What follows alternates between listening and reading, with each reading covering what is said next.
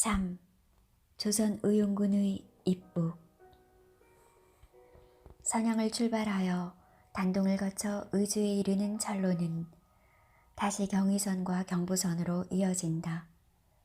선양을 막 출발하고 얼마 안 되어 기차 안에서는 팔로군 군복을 입은 조선인 부대가 모두 북한 인민군복으로 갈아입고 있었다.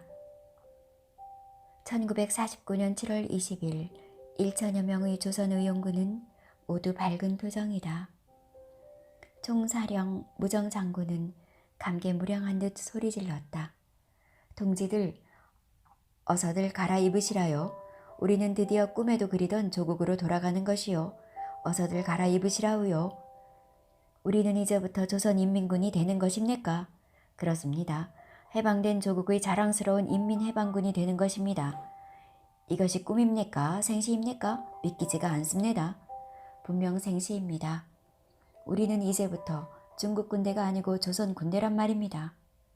무정은 함경북도 경성군이 고향이고 본명은 김무정이다. 소년 시절 서울에서 공부하면서 가난 때문에 허덕이고 학교에서 쫓겨나기도 하던 때에 혁명가 몽양 여운형을 만나 일제의 압박과 착취에 반항하여 싸우는 학생운동과 노동운동에 눈을 뜨게 된다. 무정은 그의 강력한 투쟁으로 말미암아 감옥살이를 밥 먹듯이 하였으며 사형이 선고되기도 하였으나 유행히 탈출하여 중국으로 망명하게 된다. 중국 혁명 지하 조직의 알선으로 허난성 보정국민학교 포병과를 졸업하고 북경에서 중국 공산당에 가입했던 때의 나이가 겨우 20살이었다. 그 뒤로 중국 노동홍군에 참가하여 홍군 제3군단 전희석이 펑더와이 수하의 홍군 배장으로 근무하였다. 당시 홍군에는 포를 다룰 줄 아는 사람이 펑더화이와 무정밖에 없었다. 무정은 중국의 포병집으로 불리며 박격포의 달인으로 존경받고 있었다.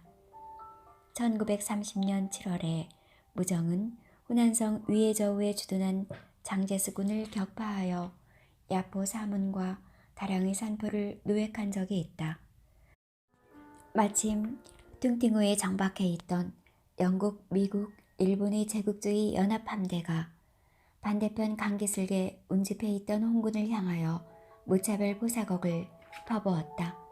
무정은 즉석에서 노획한 포에 탄환을 장착하여 20여 발을 쏘아 10여 발을 명중시켰다.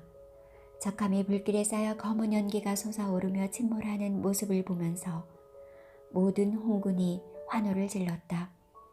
그 후로도 장제수군이 4차례에 걸쳐 포위 소탕 작전을 벌일 때도 그의 포술로 대승을 거두므로 무정의 명성은 홍군에 널리 퍼져나갔다. 중국에 망명한 수많은 조선의 젊은이들은 중국에서 일본 제국주의를 몰아내는 것이나 조선에서 일본 제국주의를 몰아내는 것은 같은 일이라고 여기고 공산당에 입당하여 연합작전을 펴고 있었다. 장제수군의 대대적인 토발작전이 벌어지자 마오쩌둥군의 수도인 장시성 루이진에 주둔해 있던 30만 홍군은 1934년 10월에 대대적인 후퇴를 시작하였다. 그들이 이른바 2만 5천리 대장정이었다. 1년 후인 1935년 10월에 산시성 예난에 도착하면서 장정이 끝나는데 대장정의 마지막 종착역이었던 예난을 그때부터 사람들은 혁명의 도시로 불렀다. 루이진에서 예안까지의 2만 5천리 대장정에는 무정과 양림, 윤세주, 진광하를 비롯한 조선 의용대의 많은 젊은이가 함께하고 있었다. 양림은 3일 독립운동 직후에 만주로 망명하여 이시영이 세운 서간도의 신흥 무관학교를 졸업하고 청산리 전투에 참여하였으며 중국의 황포 군관학교와 모스크바 보병학교를 졸업한 후 중국 공산당 군사위원회 서기로 일했다. 양림은 대장정 시 시종일관 마오쩌둥의 참모장이란 중책을 수행하고 있었다. 특히 홍군이 진사강을 건널 때는 전위 부대를 이끌고 하룻밤에 180리 행군을 달성하여 홍군 최대 위험지구인 진사강을 무사히 통과하여 마오쩌둥이 대장정을 성공시키는데 결정적인 역할을 하였다.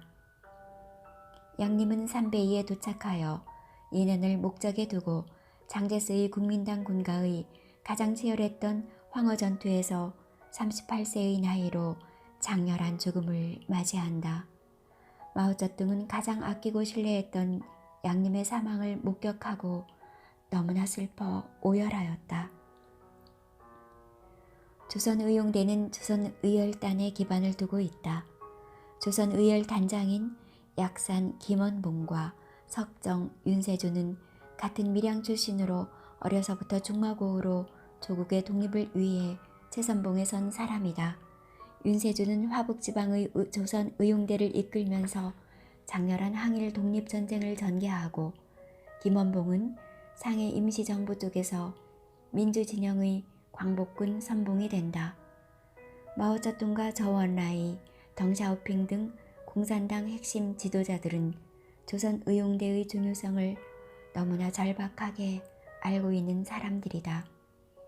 중국인들은 왜 일본인과 싸워야 하는지도 잘 모르는 사람이 많았으며 공산혁명을 교육하는데도 많은 어려움이 따랐다. 그에 비하면 조선의용대는 오히려 공산당원보다도 이해가 빨랐다.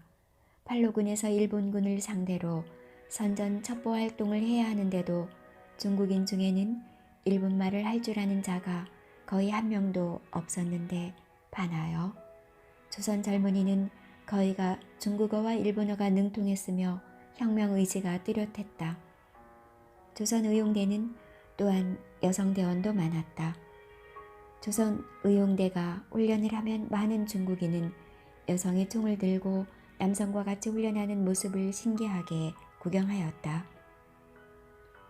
조선 여성대원들은 특히 연극, 영화, 선전 유인물, 군중집회 등에 효과적으로 활동하여 적의 사기를 꺾고 중국 민중의 민족의식을 일깨우는 데 큰 공헌을 하고 있었다.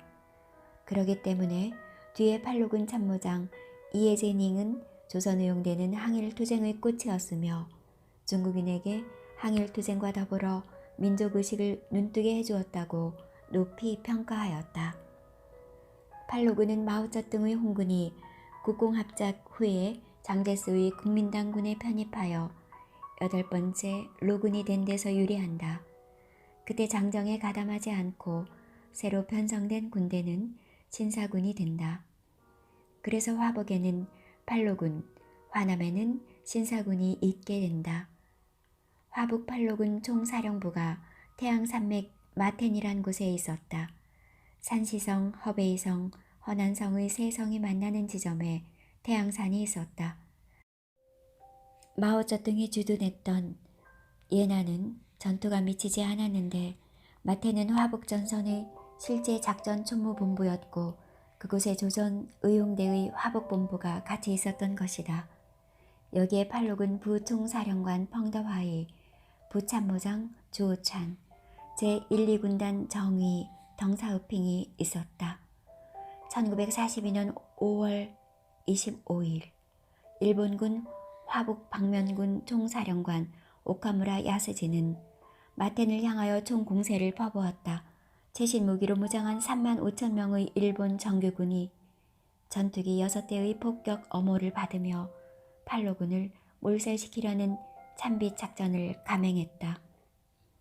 팔로군은 첫 번째 공격은 버텼지만 두 번째의 공격은 버티지 못하고 퇴각하지 않으면 안 되었다. 그러나 퇴로가 봉쇄되었고 탈주를 성공시킬 확률은 거의 없었다. 이때 퇴로를 확보하는 자살행위를 자처하는 부대가 있었으니 바로 평양의 진광화와 밀양의 윤세주가 지휘하는 조선의용대 30여 명이었다. 마텐에서 150리 떨어진 십자령을 넘으면 허베이성 서북쪽으로 무사히 퇴각할 수 있다. 그러나 십자령은 분지였고 그 고지를 점령하고 있는 일본군의 엄청난 사격과 공습이 이어졌다. 조선의용대는 오직 소총과 수류탄만 가지고 결사의 공격을 퍼부으며 포위망을 뚫는 데 성공하여 팔로군이 무사히 산 정상을 넘어 퇴각할 수 있게 길을 텄다. 펑더화이와 덩샤오핑은 아마 조선 의용대의 도움이 없었더라면 이곳 십자령에서 불기의 혼이 되었을 것이다.